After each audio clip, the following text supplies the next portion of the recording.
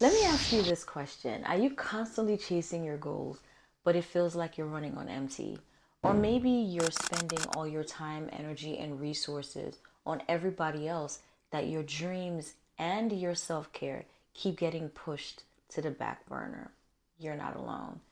But I have some good news, my fabs. It's time to rewrite that script because you can thrive in both your goals and your well being. Hi, I'm Cam.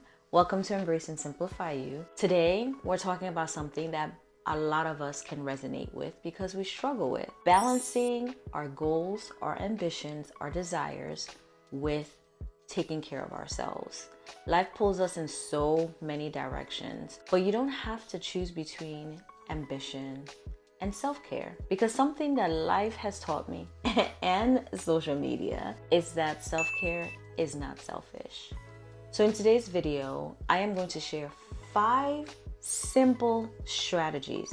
They're simple because they are easy to understand. And these strategies are going to help you prioritize both your goals, your ambitions, your desires, and your self-care so that you can keep moving forward without burning out.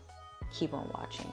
So number 1, treat self-care as non-negotiable. We've all heard the saying, you can't pour from an empty cup. So if you don't have to give, you can't give what you don't have. But what does this actually look like? It looks like you making sure that self-care is like scheduled like any meeting on your calendar. Whether you use a paper calendar or you use one on your phone, a digital calendar, add it to your calendar. Set a reminder. This is a pro tip. Set a reminder your self-care can happen. Whether it is having a cup of coffee by yourself first thing in the morning, or it is spending 5 minutes journaling, or even spending 5 minutes meditating. Whatever self-care means to you, it has to be non-negotiable. In order for you to accomplish your goals, taking care of yourself should be non-negotiable. And then number 2, focus on one goal at a time. Juggling too many goals can feel overwhelming. I've been there, done that. It's 0 out of 10. I don't recommend it. Instead, ask yourself, what's the one thing that will make the biggest impact right now? So look at all the goals that you are looking to accomplish in 2025. Work on a few of them every quarter. And then in this quarter 1, what is the one thing that will make the biggest impact right now? Prioritize that goal and break it down into smaller, actionable steps. And then add the tasks that you need to accomplish the goal on your calendar. You need to put it into time so that you actually do whatever the step is to accomplish the goal. So here's a practical tip. Write down your top 3 priorities each week. Let these be your focus while staying mindful on how to align with your overall well-being. Number 3, make progress over perfection your motto. Perfectionism is one of the fastest ways to drain our energy. And you know what? I relate to that as well. And it can derail your self-care because you're exhausted. So instead of obsessing over doing everything flawlessly, shift your focus to consistent progress. Remember, small steps forward are still steps forward. So here's the practical tip. End each day by asking yourself, what's one thing that I accomplished today that I'm proud of?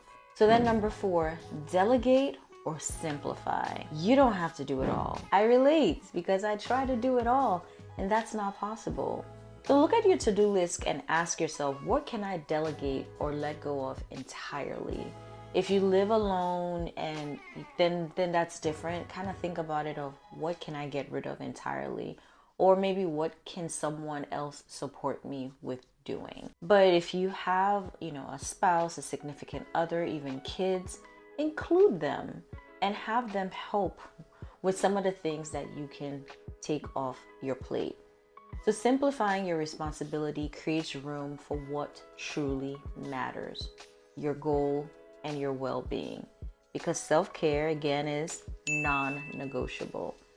So here's a practical tip. 20% of tasks that give 80% of results, those are the ones that you should prioritize. So delegate and simplify. So number 5, build rest into your plan. Rest is not a reward, it's a requirement. Scheduling downtime as part of your weekly plan is essential. So something like resting on Sunday, sleeping in, or taking an afternoon to read, not scrolling on social media, because the thing about rest is where you recharge to hit your goals stronger. So here's a practical tip. Incorporate a weekly power hour. Sometimes I call it like a midday pause where you rest. And just like self-care is non-negotiable, rest should also be non-negotiable. Maybe you need to set an alarm on your phone, add it to your calendar, so you get a notification that it's time for you to rest. And when you rest completely, unplug. There is no guilt when it comes to resting because it's going to help you recharge. So to summarize, here are the 5 simple strategies that we just discussed. Number 1, treat self-care as non-negotiable. Number 2, focus on one goal at a time. Number 3, make progress over perfection your motto. Number 4, delegate or simplify. And then number 5, build rest into your plan.